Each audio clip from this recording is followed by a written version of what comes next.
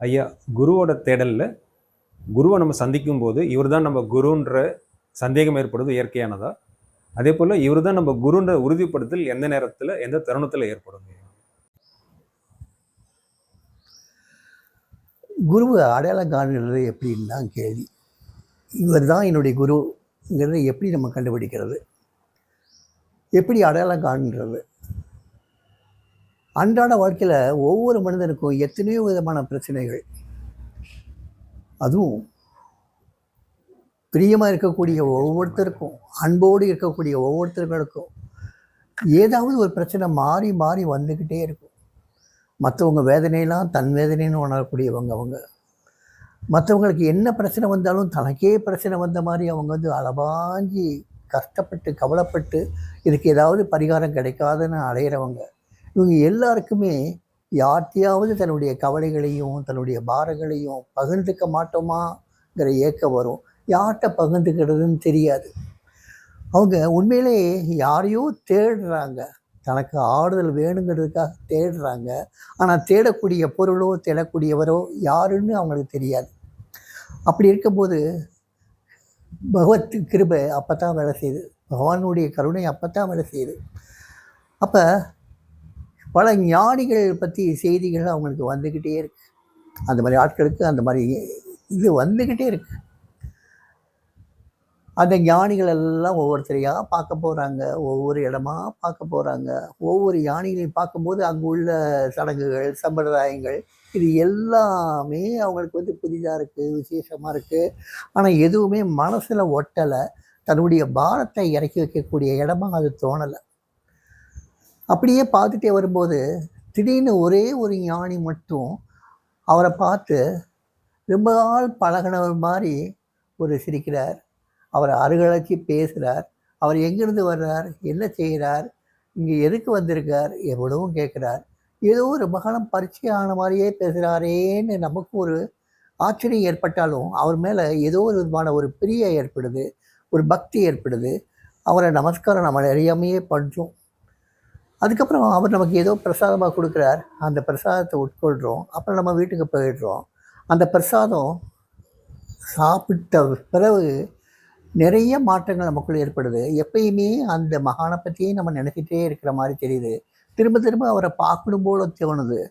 மறுபடியும் அவரை பார்க்குறதுக்கு எப்போ போகணும் ஒரு சந்தர்ப்பம் கிடைக்காதான்னு ஏங்குவோம். ஆனால் சில சமயங்களில் இந்த நினைப்பு அதிகமாக அதிகமாக சந்தர்ப்பங்களை நம்மளே உருவாக்கிக்கிட்டு நம்ம அந்த ஞானியை பார்க்க போவோம். அந்த ஞானியை பார்க்க போகும்போது அந்த ஞானி நம்ம அடையாளம் கண்டு மறுபடியும் நம்மகிட்ட வந்து அவ்வளோ சகஜமாக பேசுகிறாரு, அவ்வளோ அந்யோன்யமாக பேசுகிறாரு. நமக்கு மட்டுமே தெரிஞ்ச பல விஷயங்களை அவர் ரொம்ப மறைமுகமாக எனக்கு உன்னை பற்றி சகலமும் தெரியுங்கிற மாதிரி பேசுகிறாரு.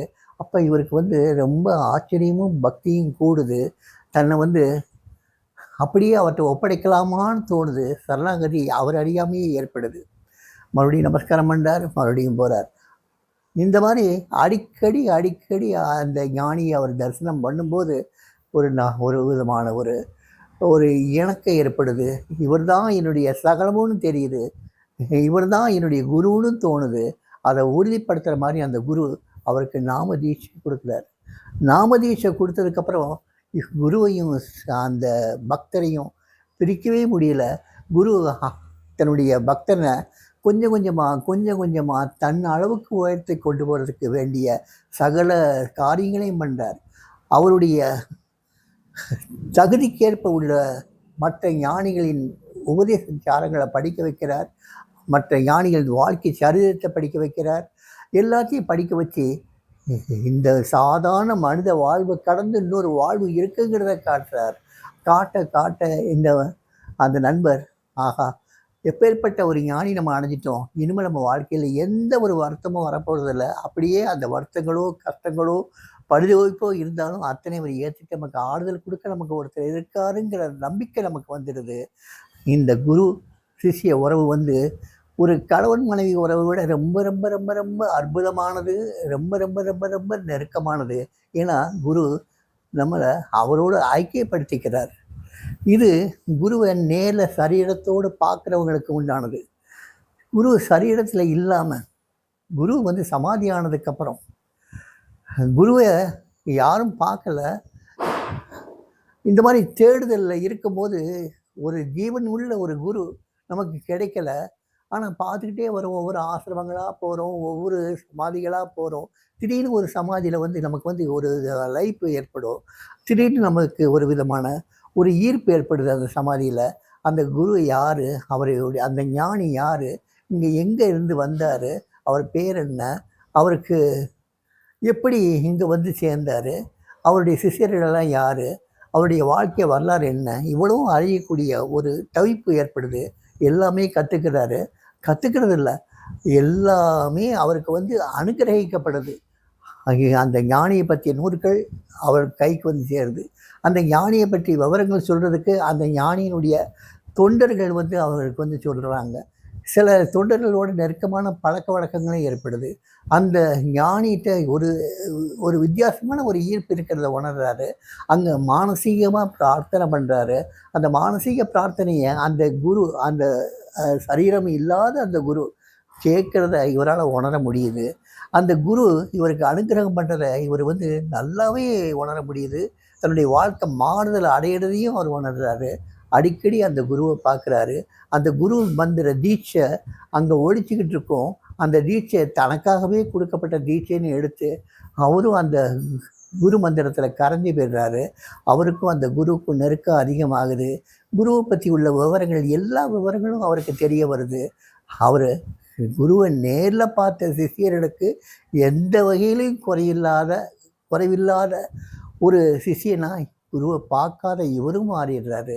ஆக குரு சரீரத்தோடும் சகலமும் செய்யக்கூடிய சக்தி படைத்தவர், சரீரம் இல்லாமையும் சகலத்தையும் செய்யக்கூடிய சக்தி வாய்ந்தவர். குரு சரீரத்தோடு தான் சிஷியர்களை சேர்த்துக்கணும்னு இல்லை, சரீரங்கள் இல்லாமலேயும் சிஷியங்களை சேர்த்துக்கூடியவர். ஆக குருனால் அந்த குருவை அடையக்கூடிய பக்தர்களுக்கு இது பெரிய பாக்கியம், பெரிய பாக்கியம். இந்த பாக்கியம் அவருக்கு கிடைச்சது. அவர் உண்மையில் அந்த பக்தர்களாக ரொம்ப ரொம்ப கொடுத்து வச்சவங்க. அந்த பக்தர்களில் நம்மளும் இருக்கோம். நம்மளில் வந்து குருவை பார்க்காதவங்களும் இருக்கோம், பார்த்தவங்களும் இருக்கோம். 2 பேருக்கும் எந்த பேதமும் கிடையாது. 2 பேருக்குமே தந்தை அவர் தான், சகலமும் அவர் தான். அதனால் நம்ம எந்த வகையிலையும் ஒருத்தருக்கு ஒருத்தர் தாழ்வானவர்களே கிடையாது. அவர் தான் நமது குரு. நமக்கு பொறுத்த மட்டும் நம்ம குரு யார்? யோகி ராம் சுரத்குமார். போதுமே இந்த நாமம், இந்த குருவினுடைய அருள், இது போதும். இது நம்மளை ஒன்று வைக்கிறதில்ல, நம்மளை உருவப்படுத்துறதில்ல, இது போதும். இதுதான் குருவின் அடையாளம். குரு நமக்குள்ளே இருக்காருங்கிறதுக்கு நம்மளை விட வேறு சாட்சி வேறு என்ன வேணும்?